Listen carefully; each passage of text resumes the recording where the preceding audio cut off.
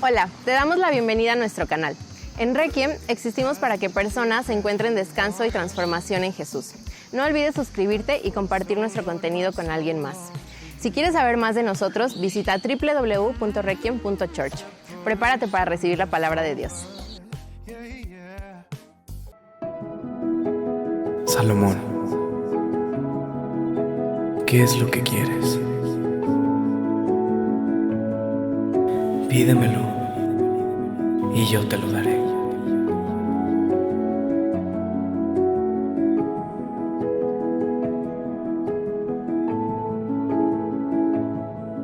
Hey, ¿qué tal, iglesia? Me da mucho gusto estar contigo hoy. Vamos a estudiar el libro de Proverbios. Ya estamos en el capítulo 3. Y si estás listo, quiero darle lectura y ver lo que Dios quiere hablarnos hoy. Dice el capítulo 3: Hijo mío, no te olvides de mi ley. Guarda en tu corazón mis mandamientos. Ellos prolongarán los años de tu vida y te traerán abundante paz. No te apartes de la misericordia y la verdad. Átalas alrededor de tu cuello. Escríbelas en la tabla de tu corazón. Así contarás con el favor de Dios y con una buena opinión ante los hombres. Muy bien, vamos a leer hoy hasta ahí. En esta y la siguiente semana voy a estar hablando de 5 fundamentos para nuestra vida.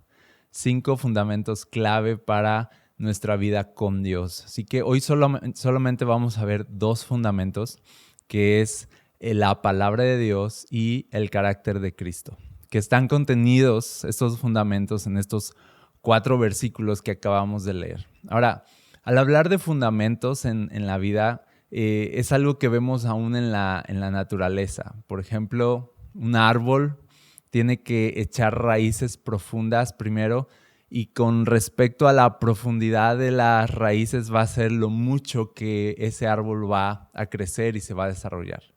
Pero las raíces no se ven, las raíces son su fundamento, son lo que lo sostiene. Al final lo que vemos es un árbol frondoso y saludable y lleno de frutos, pero las raíces están escondidas. Así son los fundamentos, es lo que sostiene una construcción, y cuanto más grande sea la construcción, más fuerte debe ser el fundamento. Nadie se apresuraría a construir un edificio sobre arena o sobre un terreno inapropiado. Cualquier constructor sabe que lo primero es el cimiento. La construcción va a determinar el tipo de cimientos que se van a poner y qué tan fuertes deben ser esos cimientos. Así que igual pasa en la naturaleza, en los árboles. Cuanto más profundas sean las raíces, más grande va a ser el árbol, porque de otra forma, ¿cómo podría sostenerse? Y entonces este es el principio, que lo que vemos está fundamentado en lo que no vemos. Nuestra vida está definida por nuestros fundamentos o nuestras raíces, y de ahí va a partir todo.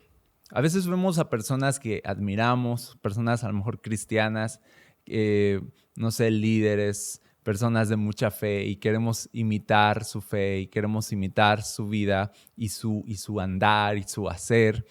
Pero no nos damos cuenta que el secreto detrás de una persona que brilla en Dios, al final es eso, es un secreto, es algo invisible.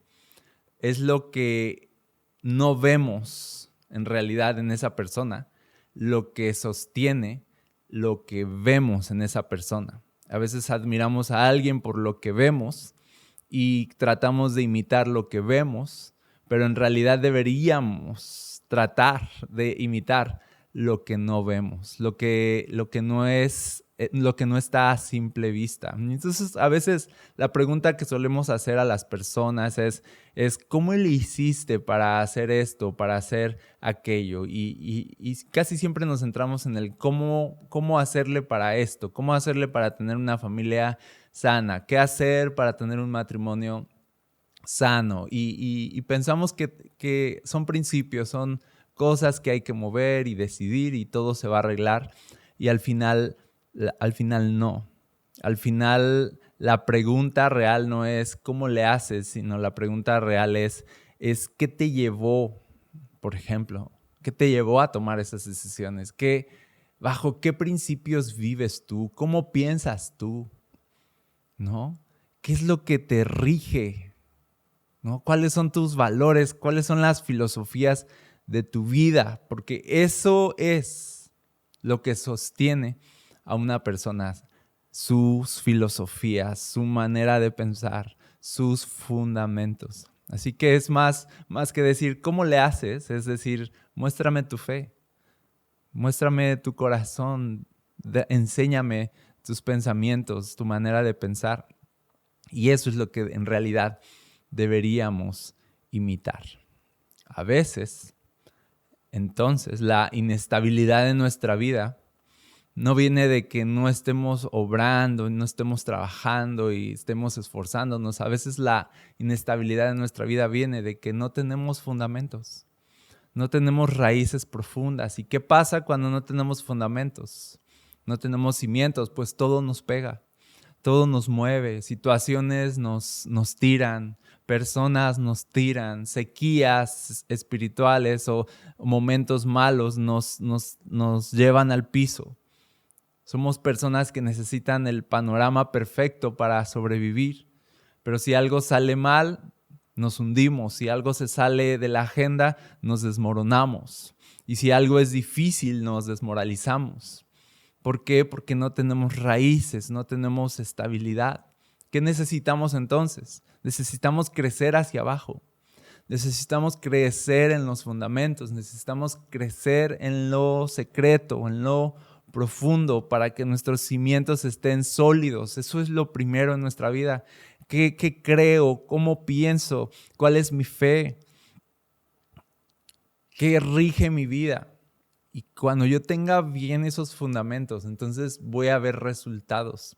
Ahora, por eso es que vemos aquí, fíjate, en estos versículos te muestro rápidamente. En el capítulo 3, verso 1 dice: Hijo mío, no te olvides de mi ley, guarda en tu corazón mis mandamientos. Ese es el cimiento, guardar la palabra de Dios muy cerca de nuestro corazón. Y luego viene el resultado, viene el edificio, viene el árbol frondoso. ¿Cuál es?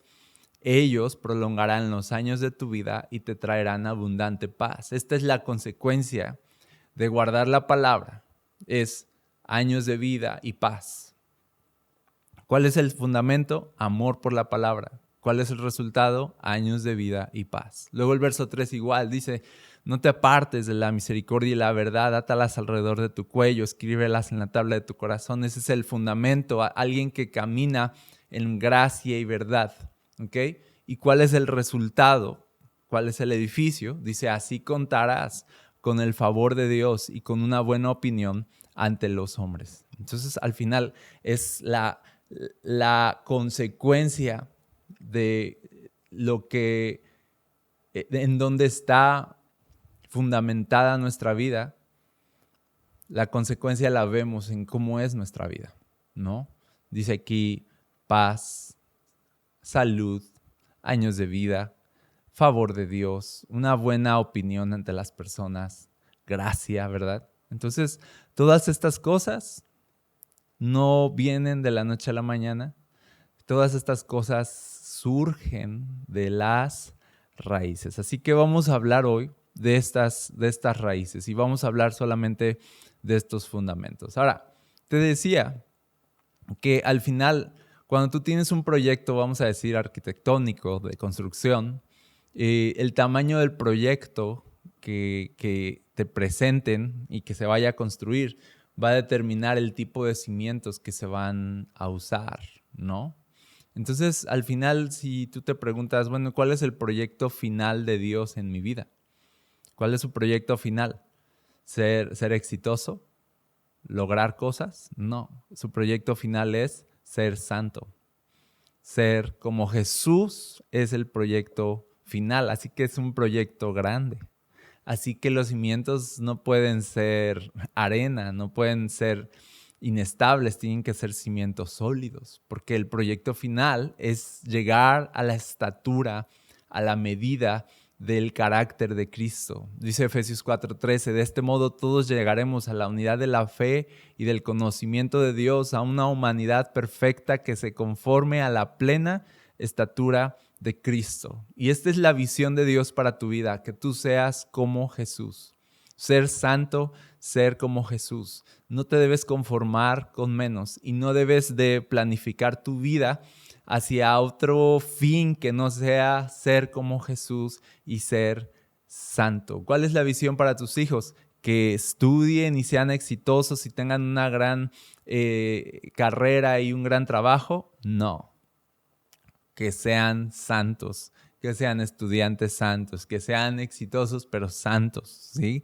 Que reflejen a Jesús. Ese es el proyecto real, que reflejen a Jesús con sus vidas. Entonces, si tenemos un proyecto tan grande delante de nosotros, que es conformarnos a la medida, llegar a la estatura de Cristo, es un edificio muy alto, entonces vamos a tener que trabajar muy profundo en nuestros cimientos. Así que hablemos de fundamentos en nuestra vida, hablemos de estos cimientos. Y yo te voy a hablar hoy solamente, te dije, de 2 fundamentos y la siguiente semana voy a hablarte de los otros 3 fundamentos importantes para nuestra vida cristiana. Vamos al fundamento número 1, que es la palabra de Dios. Y voy a volver a leer. Dice, hijo mío, no te olvides de mi enseñanza y tu corazón guarde mis mandamientos. Este es el fundamento, la palabra de Dios. Y este es el resultado, porque largura de días y años de vida y paz te añadirán. ¿Ok? Ahora, este es el fundamento, la palabra de Dios, está claro aquí. Pero si te fijas, no es solamente leer la palabra, no es saber la palabra, sino es dice, no olvidar la palabra y guardar en nuestro corazón la palabra. O sea, no es ser una persona religiosa que se sabe la Biblia, sino es ser una persona que practica la Biblia. Es una persona cuando dice, no olvides mis enseñanzas, no es nada más que pueda ser capaz de recordarlas, sino cuando dice no olvides, el lenguaje realmente va orientado a decir, no dejes de practicar las enseñanzas, no dejes que tu corazón se aparte, por eso dice, guarda mis mandamientos en tu corazón, no dejes que tu corazón se aparte de la palabra, porque cuando tu corazón se aparta de la palabra, entonces tus acciones también se apartan de la palabra. Así que esto no se trata, la palabra de Dios, porque muchos nos contentamos con saber la palabra, pero esto no se trata de saber la palabra, esto se trata de amar la palabra, es algo que va más allá. Porque cuando tú tomas la palabra de Dios y de verdad estás nutriéndote de ella y estás practicándola, es ahí cuando el resultado que aquí nos indica Proverbios, ese resultado se produce, como largura de días y años de vida y paz. ¿Por qué? Porque la palabra de Dios es vida, ¿sí o no? La palabra de Dios es vida. Imagínate exponerte a la palabra de Dios, tú estás rejuveneciendo. Tú te expones a la palabra de Dios y hay medicina entrando a tu cuerpo. Por eso hay largura de años. Porque te expones a la palabra de Dios, pero no solo como un conocimiento vano y muerto, sino como algo que está de verdad despertando tu espíritu. Y entonces te estás exponiendo no solo a letras, no solo a un texto, te estás exponiendo a Jesús mismo. Y Jesús es la vida. Entonces no te debe sorprender que una persona que es amante de la palabra alcance largura de días y tenga paz en su corazón a pesar de todo. ¿Por qué? Porque la vida misma está soplando en su interior. Imagínate, la muerte va cediendo terreno, la vida va ganando terreno. Entonces dice, hijo mío, la palabra de Dios debe ser tu fundamento, pero no solo saberla, sino amarla. Entonces, eso es lo que nos dice este fundamento. La palabra de Dios no tiene que ser algo externo en tu vida, sino algo profundo, arraigado en tu corazón. Por eso es un fundamento. No puede ser algo que haces y ya, sino debe ser algo que atesoras y guardas bien profundo en tu corazón. Por eso cuando tú lees, por ejemplo, uno de los salmos que hablan más acerca de la palabra de Dios, es el Salmo 119. Cuando tú lees este salmo, te encuentras con versículos como el verso 11, dice: en mi corazón he atesorado tu palabra para no pecar contra ti, ¿no? Otra vez miras cómo el fundamento es el atesorar la palabra y el resultado es una persona santa, ¿no? Dice, pero es porque yo he atesorado, o sea, he valorado tu palabra más que todo.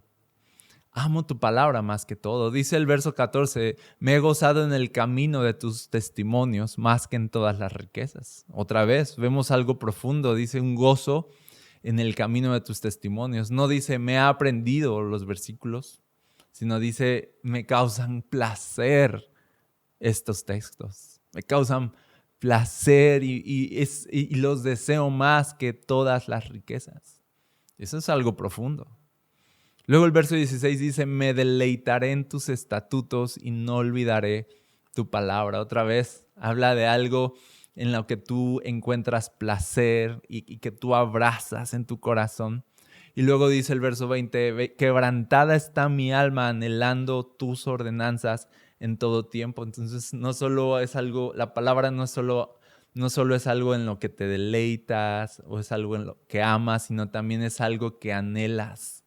Y que puedes estar quebrantado a veces. El espiritual, iglesia, el espiritual a veces va a hallar que su alma se quebranta, su espíritu se contrista y va a hallar que muchas veces no es por situaciones, no es por personas a tu alrededor causándote daño.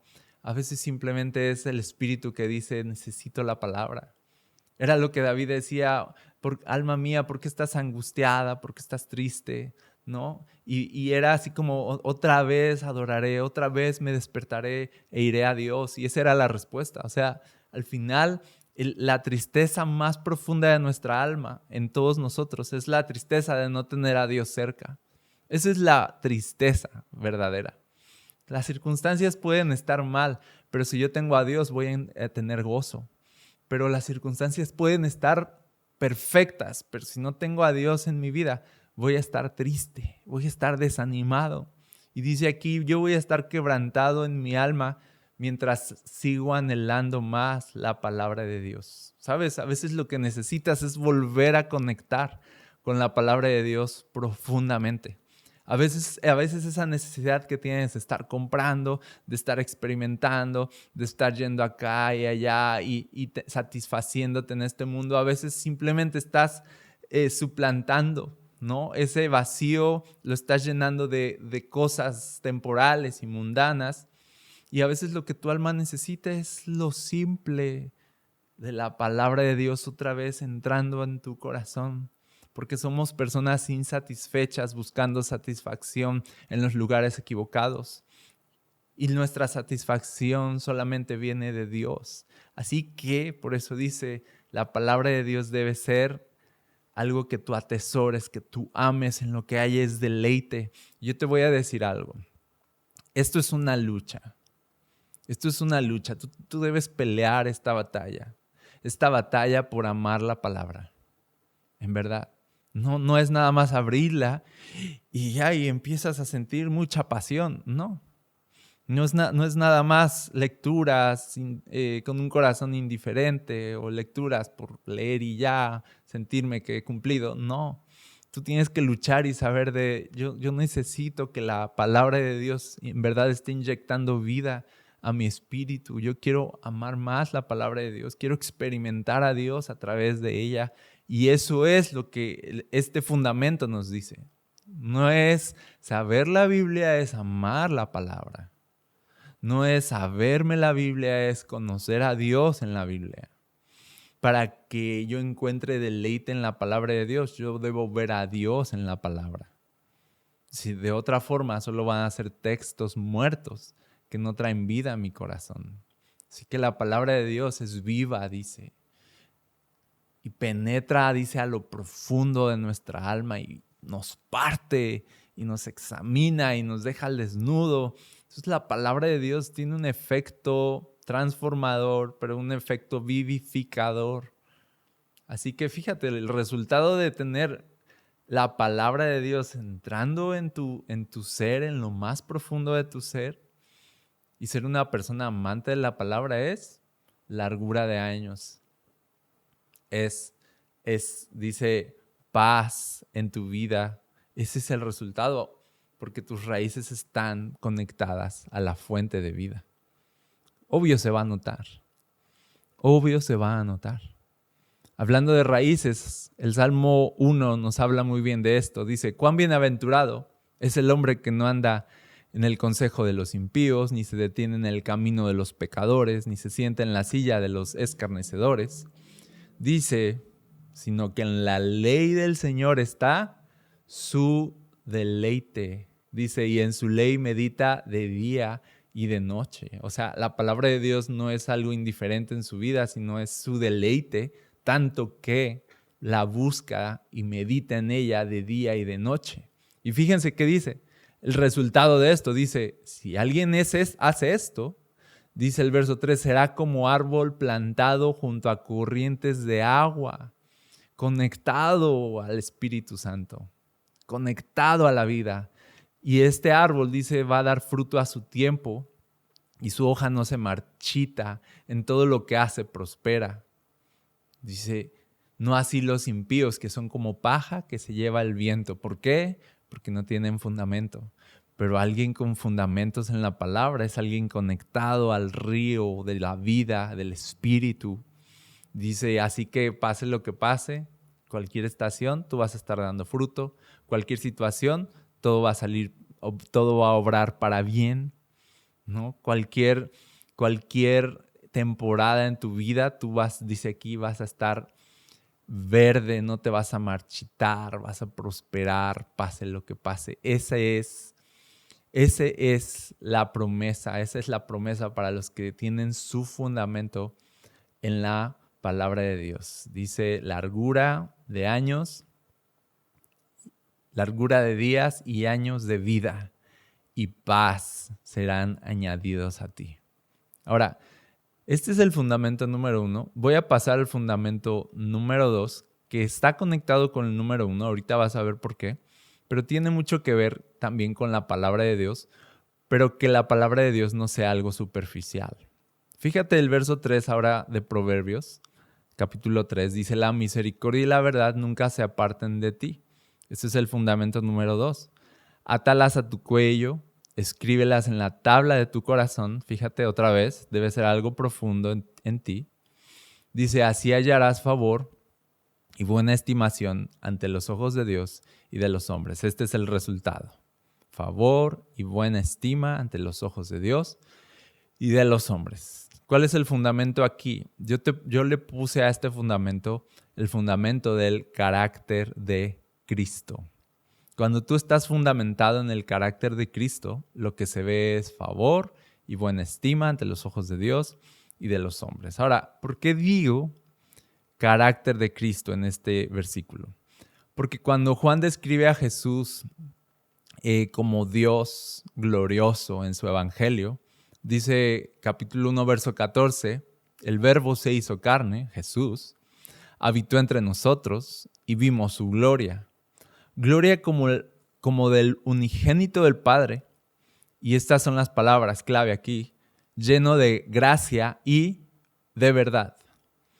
La gloria de Dios que Juan describe aquí está, voy a decir, en estas dos palabras. Jesús fue un hombre de gracia, o es un hombre de gracia y de verdad. Y en eso, dice, vimos su gloria. Entonces, la gloria de Dios se resume aquí en dos palabras, gracia y verdad. Entonces, prácticamente está diciendo que el carácter de Cristo es andar en la gracia y andar en la verdad. Ese es el carácter de Cristo, gracia y verdad. Por eso dice entonces, Proverbios, la misericordia, voy a cambiarlo aquí, la gracia y la verdad nunca se aparten de ti. átalas a tu cuello y escríbelas en la tabla de tu corazón. Está diciéndonos, deben ustedes andar en el carácter de Cristo. Es lo mismo que Dios declaró de sí mismo cuando Moisés pidió ver su gloria. ¿Te acuerdas? Muéstrame tu gloria. Y entonces Dios dice que pasó delante de Moisés exhibiendo su gloria y proclamando su nombre. Y entonces dice Éxodo 34:6, entonces pasó el Señor delante de él y proclamó, el Señor, Dios compasivo y clemente, lento para la ira y abundante en misericordia y verdad. ¿Ok? Otra vez dice, lento para la ira y abundante en gracia y verdad. Otra vez estas palabras. Él guarda misericordia a millares, el que perdona la iniquidad, la transgresión y el pecado. ¿Ok? Eso es gracia. Perdona la iniquidad, la transgresión y el pecado. Eso es gracia, pero después viene y que no tendrá por inocente al culpable. ¿No? Estas dos cosas te quedas como, ¿por qué la gloria de Dios dice, Él perdona a los pecadores? Él no tendrá por inocente a los pecadores. Él perdona al culpable y lo declara inocente. Él de ninguna forma va a declarar inocente al que es culpable. Y aquí están estas dos cosas, como el Dios que perdona, el Dios que castiga al pecador. ¿No? Gracia y verdad. Gracia y verdad. Dice, es lento para la ira, es grande en misericordia, es gracia y verdad. Dice, Él castiga la iniquidad de los padres sobre los hijos hasta la tercera, cuarta generación.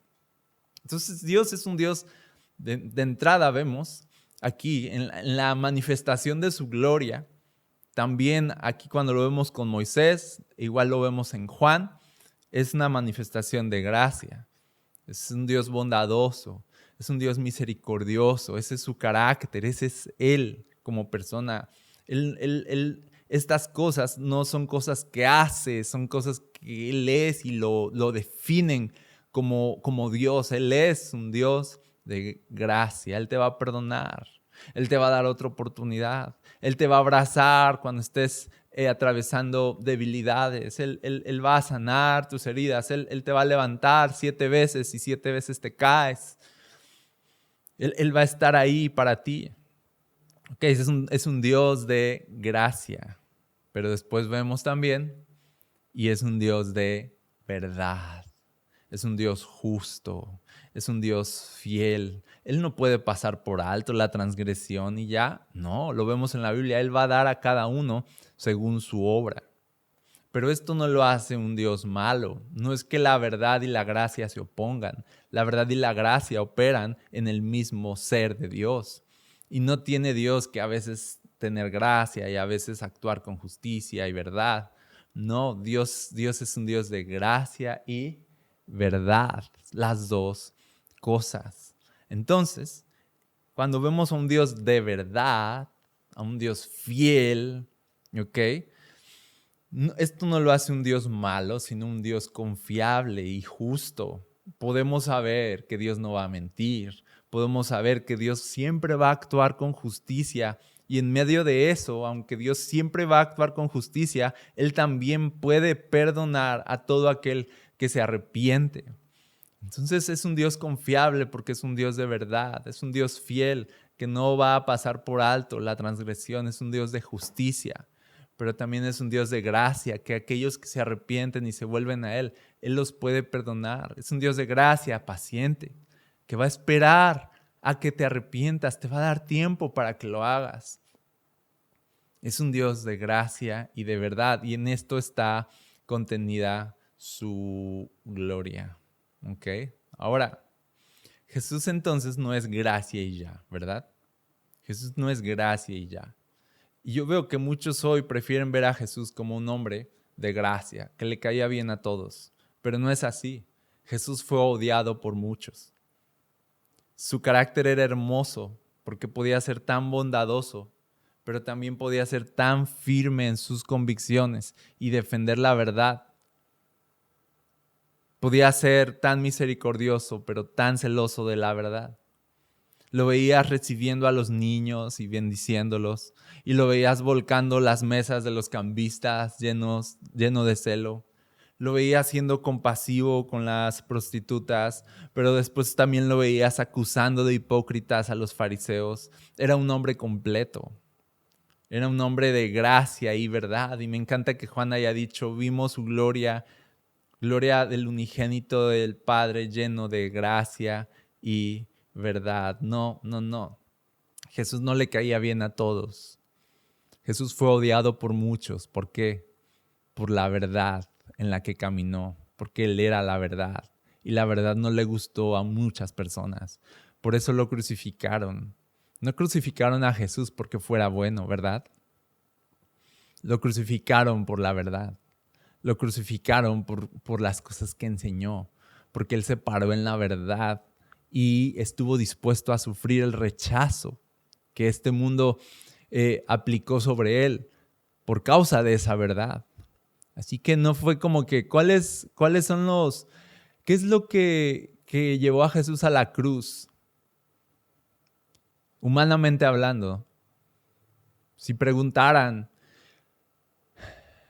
¿bajo qué cargos este hombre está aquí colgado? Nadie iba a decir, pues bajo el cargo de que fue muy bueno con los niños, bajo el cargo de que ayudó y sanó a mucha gente, bajo el cargo de que dio vista a los ciegos y alimentó a multitudes, bajo el cargo de ser la persona más buena que jamás haya existido. No tendría sentido castigar a alguien bueno.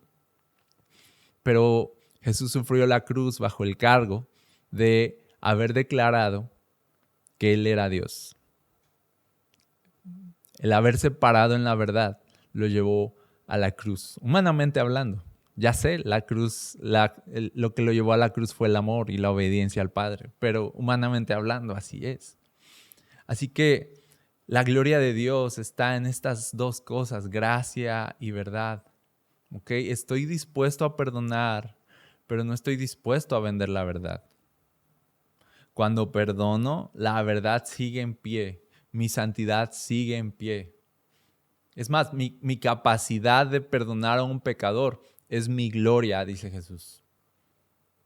Porque no sería glorioso pensar en un Dios perdonador si no supiéramos lo santo que es Él.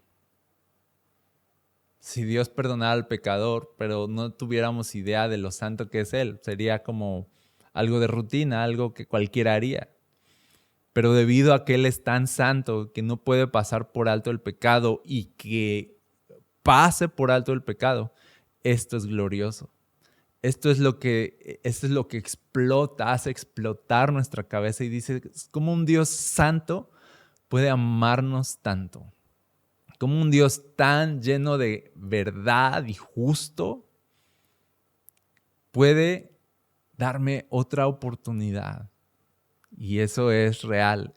Dios es un Dios de gracia y Dios es un Dios de verdad. Entonces, este es el carácter de Cristo. Gracia y verdad lo definen. ¿Ok? Por eso, si volvemos a Proverbios, vemos que dice, la misericordia, la gracia y la verdad nunca se aparten de ti.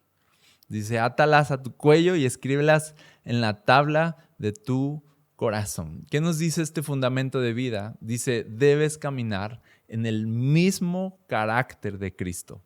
No es solo saber que Cristo es gracia y verdad. Tú debes ser como Él. Por eso dice, atar a tu cuello la gracia y la verdad. Porque cuando tú atas a tu cuello algo, estás diciendo, esto soy yo. Atar al cuello es decir, es darte una identidad. Atar al cuello es decir, esto me define, esto me rige, es anunciar quién eres. Lo que tú atas a tu cuello es como una forma espiritual de anunciar lo que te define, anunciar identidad, anunciar quién eres, anunciar tu fe, anunciar lo que crees. Y a la vez también cuando tú te cuelgas algo a tu cuello, es una forma de traer algo como un recordatorio constante, algo que no debes olvidar o no, de lo cual no te debes apartar, lo debes tener muy cerca de tu corazón. Por eso dice también aquí, escribe la gracia y la verdad en la tabla de tu corazón. La tabla era el material donde escribían en ese entonces. Y aquí está diciendo algo como, no es tan importante que lo sepas, tanto como que lo vivas. la tabla de tu corazón. Jesús debe estar escrito en tu corazón. Y voy a decir, debe de estar escrito y debe verse en tu carácter. Jesús no es algo que debes saber, es algo que debes vivir. Es algo que debes proclamar. Jesús debe ser formado en tu carácter, su carácter en tu carácter, su mente en tu mente. Esa es la manera a la que fuimos llamados a vivir, con el fundamento del carácter de Cristo. No Jesús de manera superficial, no un montón de teología que sabes, sino algo que experimentas. Ahora, hablando de que entonces no es solo decir, wow, Jesús es gracia y verdad, qué glorioso, sino decir, y yo tengo que atarme a mi cuello y ponerlo en la tabla de mi corazón, este carácter. Ahí es cuando empieza el reto. ¿Cómo puedo ser una persona que camina en gracia y en verdad al mismo tiempo? No puedes elegir una cosa u otra, ¿ok? Porque si eliges una cosa por encima de la otra, va a ser algo disfuncional.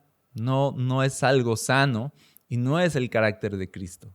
Tú no puedes decir, yo me quedo con la parte de la gracia, ¿no? Porque me gusta pues caerle bien a todos, me gusta ser el bueno de la historia siempre, ¿no? Me gusta ser el que viene y pues siempre muestra misericordia. No me gusta esto de confrontar, no me gusta esto de ser celoso de la verdad, ¿no? Eso se me hace como ya muy... ¿Cómo lo decimos hoy? No sé, olvidé la palabra. Pero no puede ser una cosa u otra. El que es celoso, vamos a poner algunos ejemplos. El que es celoso de la verdad, pero sin gracia, termina siendo una persona insensible. Termina siendo una persona a la que no le importa tu historia. A que si alguien viene a esta persona celosa de la verdad, pero sin gracia, y viene esta persona, alguien con un problema a esta persona, lo que esta persona va a hacer es sacar la Biblia y decirte un consejo bíblico, ¿no? No le importa tanto tu historia, sino que tú respondas a lo bíblico, ¿no? No va a ser sensible a lo que estás pasando. No le importa tanto eso, solo que se hagan las cosas como deben hacerse. Eso es porque solo hay un celo por la verdad, pero no hay gracia en nuestro corazón y ese no es el Jesús completo que debemos manifestar. Pero por otro lado, el que es fan de la gracia, pero sin verdad, termina siendo permisivo con el pecado de las personas. Y eso tampoco ayuda. Porque viene una persona con un problema y a veces claramente hay un pecado que debemos señalar, que debemos exhortar, que debemos confrontar también en amor. Y por ser esta persona de gracia y pensamos, no, Jesús fue bueno, ¿verdad? Entonces, por ser esta persona de gracia, pero no de verdad, terminamos siendo permisivos, terminamos dando palmaditas en la espalda, terminamos de alguna forma ganándonos cierta aprobación de las personas por ser siempre el perdonador, el bueno, pero nunca el confrontador. Y entonces, al final las personas que conviven con nosotros no se van a beneficiar del carácter de Cristo en nosotros, sino de una versión acomodada de Jesús que los hace sentirse cómodos en su pecado. Y a veces personas quieren estar con personas que son fan de la gracia, personas que aman la gracia, ¿no? Pero no aman la verdad. ¿Por qué? Porque los que aman solamente la gracia van a dejar que las personas a su alrededor sigan iguales. No va a ser alguien que ayude a liberar. No va a ser alguien con un consejo sabio. No va a tener la sabiduría de Cristo para dirigirte en tu vida. Solo te va a dar palmaditas, te va a solapar, te va a decir, sigue así, Dios te sigue perdonando, no importa, sigue así, Dios va a seguir contigo, Dios está contigo aún ahora. Y sí, yo sé que puede ser verdad en algunos casos, ok, esto que estoy diciendo, pero cuando tú solo tienes gracia, pero no tienes verdad, eres una persona solapadora sin sabiduría.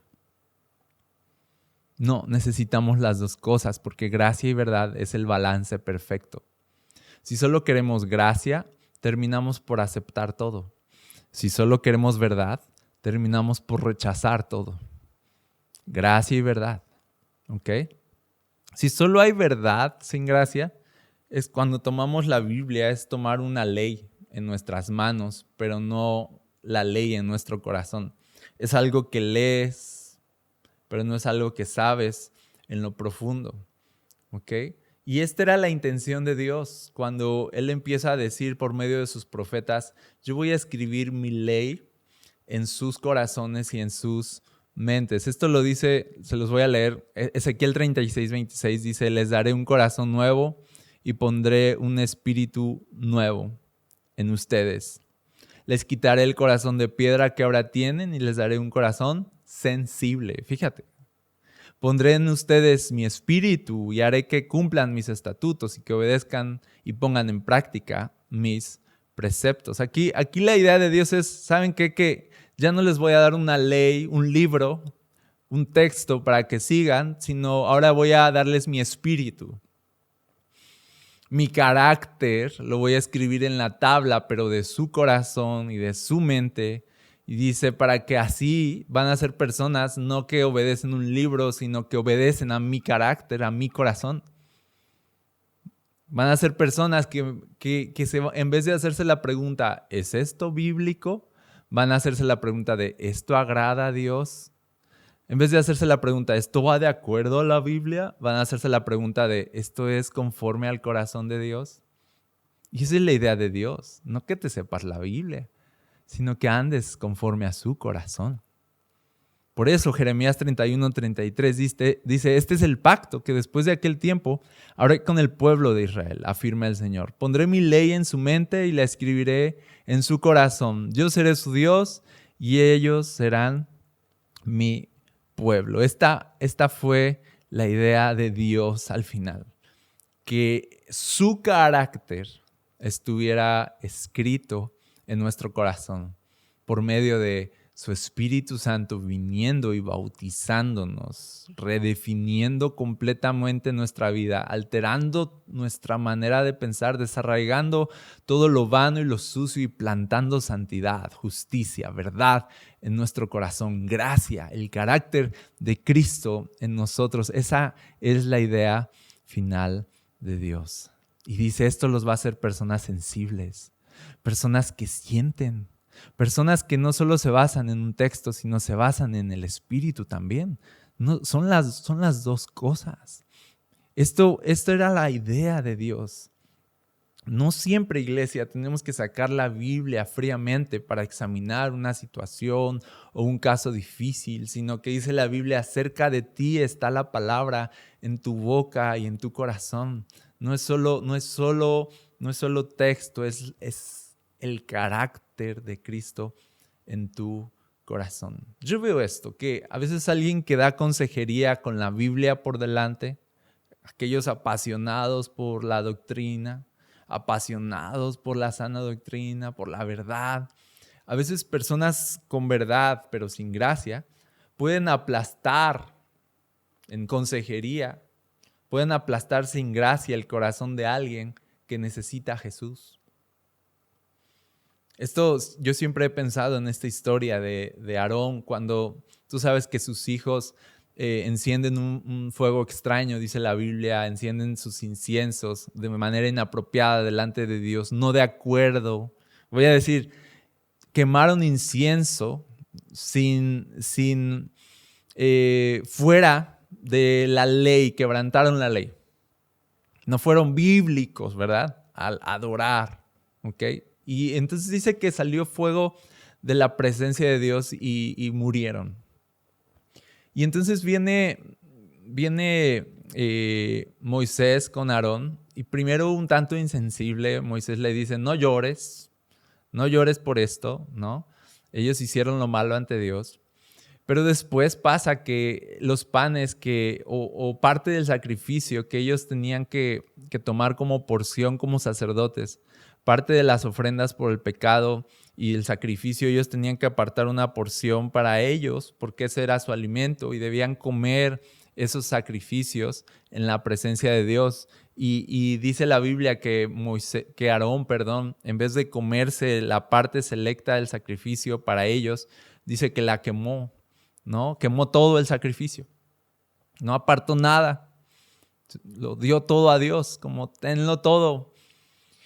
Y viene Moisés, un tanto como enojado, primero, y le dice, ¿qué hiciste? Has quebrantado la ley. Acuérdate que Dios dijo que debías comer parte del sacrificio, ¿por qué quemaste todo?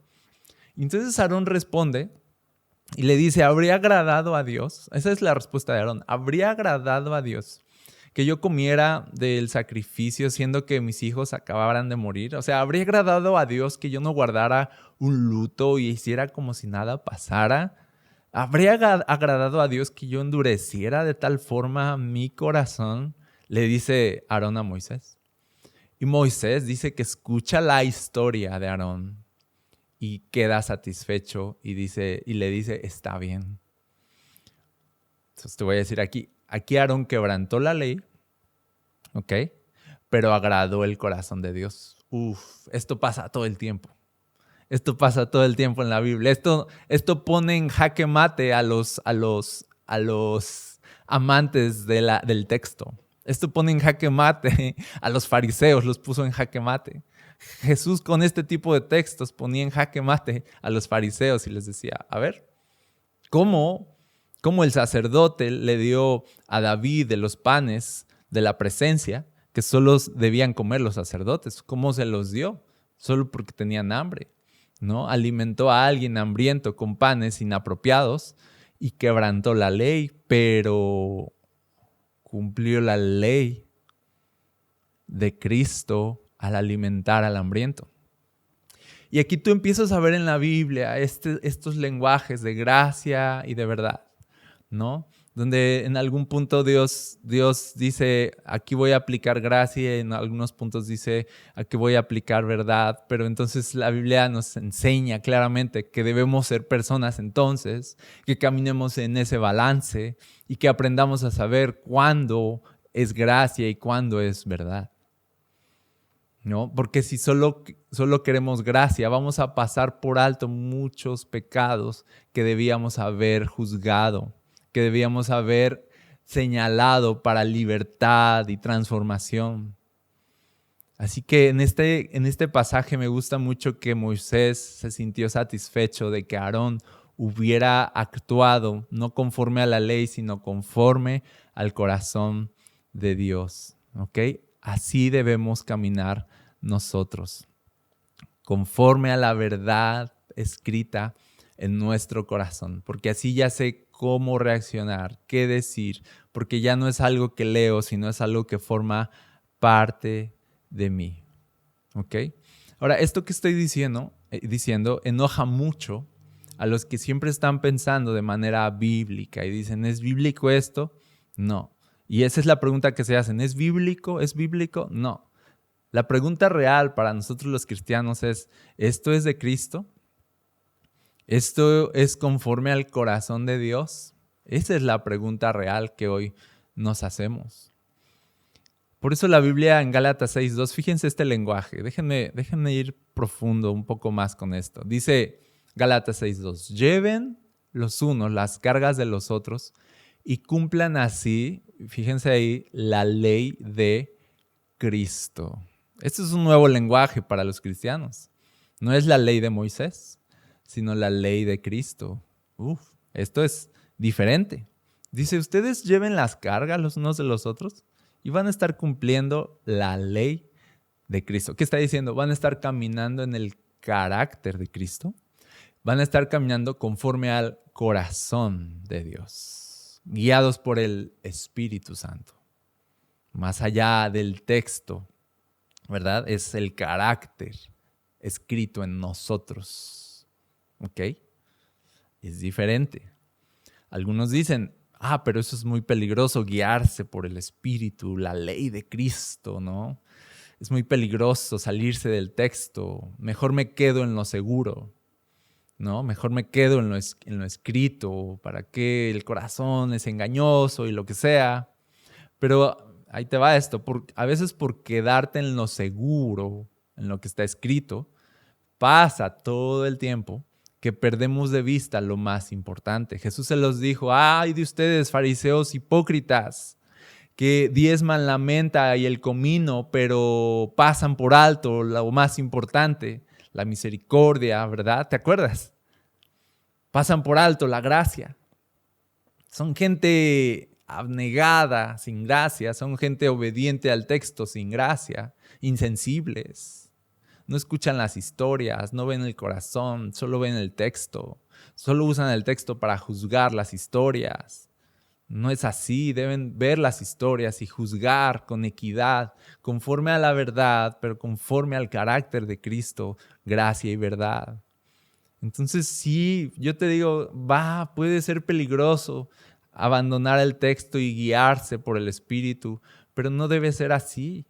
Seguir a Jesús conlleva esta valentía de saber: tengo su Espíritu y tengo la palabra, y tengo la palabra y tengo su Espíritu, y ambas cosas van a regir mi vida. Por eso el fundamento número 1 es amar la palabra. Yo no estoy aquí descalificando el texto, estoy diciendo que ese texto debe ir escrito en nuestro corazón y debe convertirse en nuestro andar y en nuestro carácter.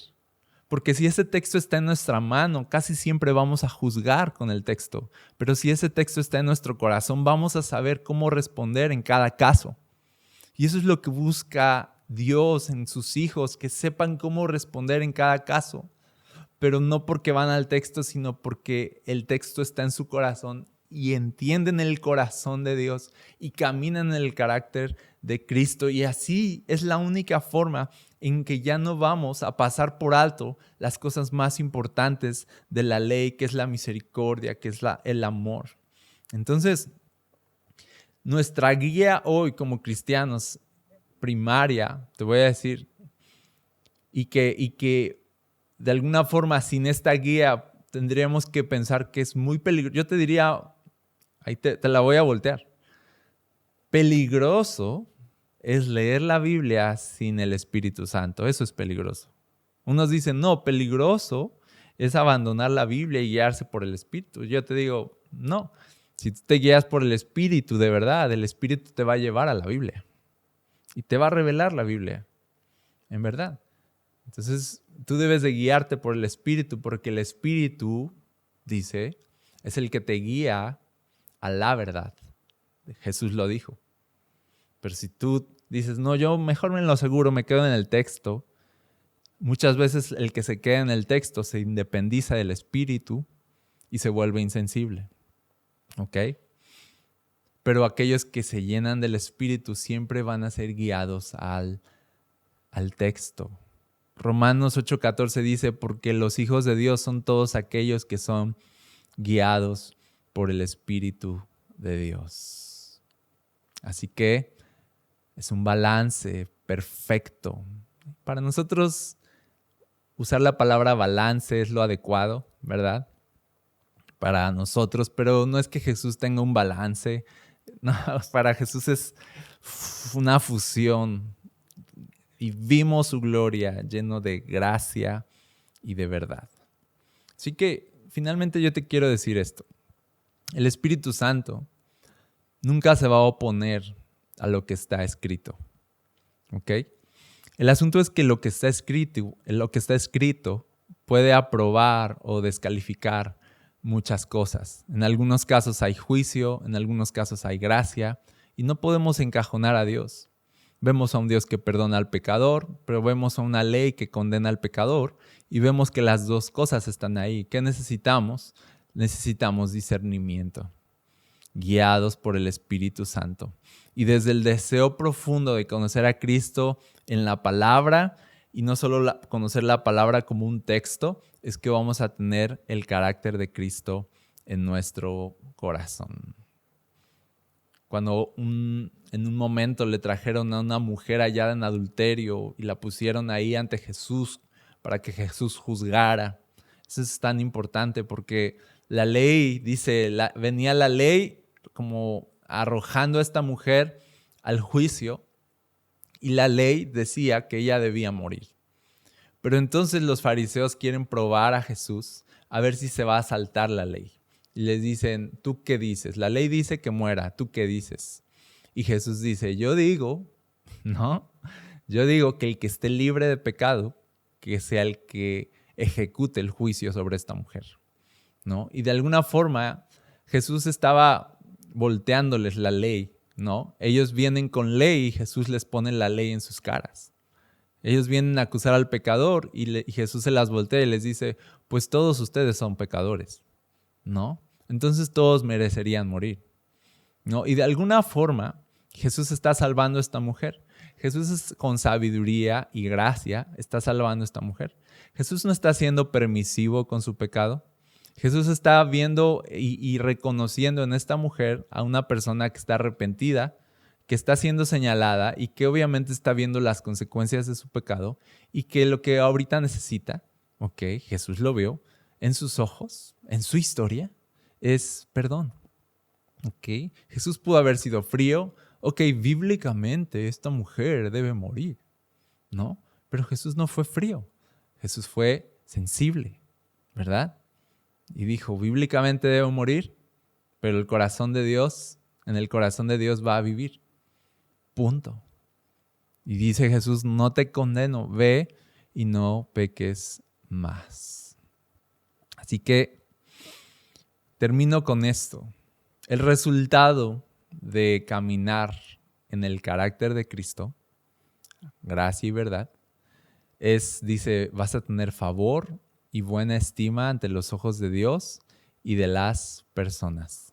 ¿Okay? Esto es muy importante, porque dice que la gente nos va a ver bien y Dios nos va a ver bien cuando caminemos en gracia y en verdad en el carácter de Cristo. Ahora, esto es muy importante porque en el ánimo de caerle bien a todos, porque suena bien esto, dice como que le vas a caer bien a la gente, ¿no? A veces en el ánimo de caerle bien a la gente, ser una persona de gracia, siempre, sin verdad, terminamos descalificados ante Dios, ¿ok? Mucha gente que la gente califica bien, Dios la califica mal. Te califican bien por ser una persona de gracia, pero Dios te descalifica por ser una persona que no camina en la verdad. Así que, por eso este texto dice, vas a tener favor y buena estima ante los ojos de Dios y de las personas. ¿Okay? No solo te bases en todos me aman, debo estar bien. No, pero ¿qué dice Dios? Deben ser los ojos de Dios que te aprueben y los ojos de las personas los que te aprueben. Ahora, no de todos, obviamente. Porque cuando tú caminas en gracia y verdad, unas personas te van a amar y otras personas te van a odiar. Vas a tener enemigos, Jesús los tuvo, tú los vas a tener si caminas en el carácter de Cristo. ¿Ok? Entonces, no quieras agradar a las personas a toda costa y como objetivo primario en tu vida. No. Porque si tú quieres agradar a toda costa a las personas, siendo una persona de gracia, entre comillas, vas a acabar descalificado ante Dios. Pablo lo entendió muy bien. Si yo no puedo agradar a las personas y ser siervo de Cristo al mismo tiempo, o sirvo a Dios o sirvo a las personas. ¿Cómo funciona esto? ¿Debo de complacer primero a Dios? ¿Debo de servirlo a Él primero? ¿Agradarlo a Él primero? Y entonces eso me va a llevar a tener gracia ante las personas y favor también, pero me va a descalificar con algunas otras personas. Y eso está bien, ¿ok? Eso está bien. Entonces no debes hacer la meta de tu vida que nadie te odie, porque vas a vender la verdad. Debes de hacer la meta de tu vida estar en la verdad, agradar a Dios, aunque eso conlleve que algunos te odien. Y eso está bien, pero no cedas. Algunos van a estar en tu contra, no cedas. Algunos van a contradecirte, no cedas. ¿Ok? Sigue caminando en la verdad. ¿Ok? Entonces, no seas solo una persona de gracia para agradar a todos. ¿Ok? Necesitas la verdad.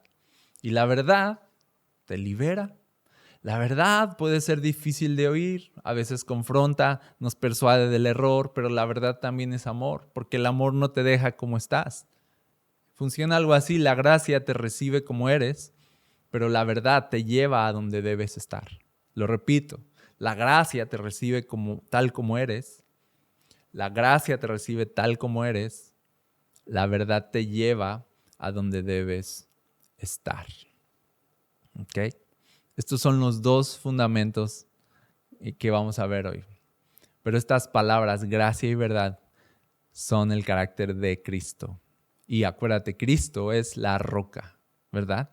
El fundamento sobre el cual construimos nuestra vida. El fundamento de nuestra vida es Jesús mismo. Vamos a orar. Señor, queremos que tu carácter esté en nuestro corazón. No queremos vivir a nuestra manera, complaciendo a todos. No, queremos complacer tu corazón, complacerte a ti, Señor. No queremos ser personas celosas de la verdad, pero insensibles. No queremos ser personas que aman la gracia, pero sin sabiduría. Queremos ser personas de gracia y verdad, llenas de tu carácter, Señor. Pon tu ley en nuestra mente, escríbela en lo profundo de nuestro corazón por medio de tu Espíritu Santo, para que andemos en tus caminos y sepamos cómo responder en cada caso, Señor. Te lo pedimos en el nombre de Jesús. Amén. Amén. Iglesia, en este tema que hoy pudimos compartir, es muy acorde a la serie nueva que empezamos, que es Verdaderos Discípulos. Cada domingo voy a estar dando un aspecto de lo que significa ser un verdadero discípulo. Un verdadero discípulo es aquel que se conforma a la imagen de Cristo. Así que va muy acorde a lo que hoy estamos viendo. No te pierdas este domingo en nuestra reunión 12 del día. Te espero. Vamos a estar hablando de ser verdaderos discípulos. No te lo puedes perder. Te veo ahí y Dios te bendiga. Iglesia, es momento de ofrendar. Todos tus donativos hacen gran diferencia para la visión de nuestra casa, que es llevar descanso y transformación en Jesús. Para dar, ingresa al link que está en la descripción de este video o puedes depositar al número que aparece en pantalla. Muchas gracias por tu generosidad y gracias por ser parte. Dios te bendiga.